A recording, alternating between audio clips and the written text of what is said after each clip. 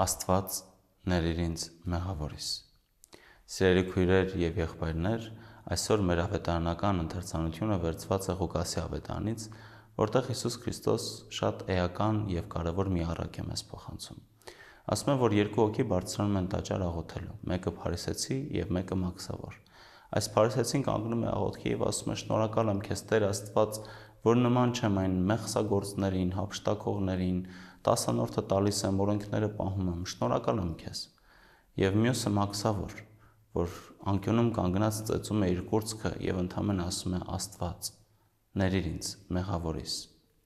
Առակի վերջում Հիսուս Քրիստոս բացատրում է, որ նրանցից արդարացված դուրս եկավ տաճարից մաքսավորը։ Գիտեք, մենք շատ ենք հաճախ հանդիպում մարդկանց մեր կյանքում, որոնք ասում են, թե իրենք մեղք չունեն։ Այդ մարդիկ ուղղակի չգիտեն, թե ինչ է մեղքը։ Յուրաքանչյուր սխալ արարք անպայման չի, որ սպանություն լինի, անպայման չի, որ գողություն լինի։ Յուրաքանչյուր սխալ արարք որևէ մարդու հանդեպ, այդ թվում նաև ձեր անձերի հանդեպ եւ Աստծո հանդեպ մեղք է։ Յուրաքանչյուր սխալ արարք, որ ձեզ բարությունից տանում է դեպի չարություն, սիրուց տանում է դեպի ատելություն, երջանկությունից տանում է դեպի դժբախտություն, յուրաքանչյուր արարք մեղք է, եւ այդ մեղքը մեզ հեռացնում է Աստծուց։ Երբ մենք այս առակը ընթերցում ենք, մենք տեսնում ենք երկու կերպարի։ Մեկը փարիսեցի, որը իսկապես օրենքները պահում էր, տասանորդը տալիս էր, չէր գողանում, չէր շնանում, չէր հափշտակում, բայց կանգնած ինչ էր ասում։ Ասում էր. «Շնորհակալ եմ քեզ Տեր Աստված, որ ես այսպիսինն եմ, ես լավն եմ»։ Դրանով արդեն իսկ ընկնում էր մեծամտության, գոռոզության, հպարտության մեղքի մեջ, ել չասած մնացել են բոլոր մեղքերը, որ գործում էին փարիսեցիները։ Այս մարդը իսկապես կամ չէր գիտակցում, որ մեղավոր է, կամ էլ ուղղակի անտեսում էր, կամ չէր ցանկանում խոստովանել իր մեղավոր լինելը։ Մինչդեռ մաքսավորները, որոնք բոլորը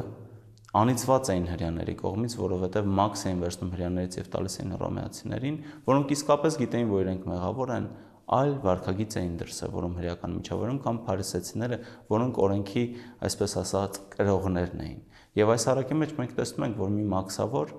ընդհանրապես իր կուրծքն է ծեծում եւ ասում է. «Աստված, ներիր ինձ։ Ես գիտեմ, որ ես մեղավոր եմ։ Ներիր ինձ»։ Այս պատմության մեջ Հիսուս Քրիստոս ասում է, որ մաքսավորը դուրս եկավ տաճարից արդարացած, որովհետև փարիսեցին ինչ էր անում, ուղղակի ասում էր, որ Աստված, ես քո կարիքը չունեմ, ես լավն եմ, ես մեղք չեմ գործում, հետևաբար ես առաջադիմելու տեղ չունեմ։ Երբ մեղք չես գործում, եթե մեղք չես գործում, ուրեմն դու Աստծո մեջ ես, Աստծո ներկայության մեջ ես, հետևաբար այլևս տեղ չունես գնալու դեպի Աստված։ Բայց երբ գիտակցում ես քո մեղքերը եւ սկսում ես դրանք շտկել, դու գնում ես դեպի Աստված։ Փարիսեցին ուղղակի ասում էր. «Աստված,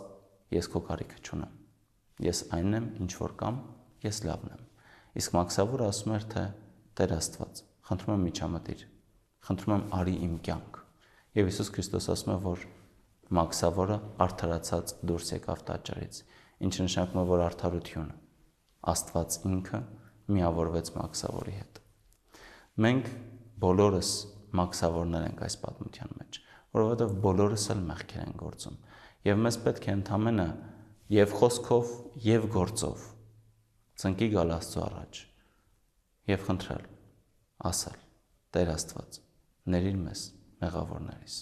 որովհետև այո, մենք մեղքեր ենք գործում, այո, մենք սխալվում ենք, բայց մենք չենք ցանկանում մեղքին ծառա մնալ, մենք չենք ցանկանում մեղքի տիրապետության մեջ լինել։ Տեր Աստված, խնդրում ենք, միջամտիր մեր կյանք, մաքրիր մեզ, արդարացրու մեզ, սրբիր մեզ, միավորվիր մեզ հետ։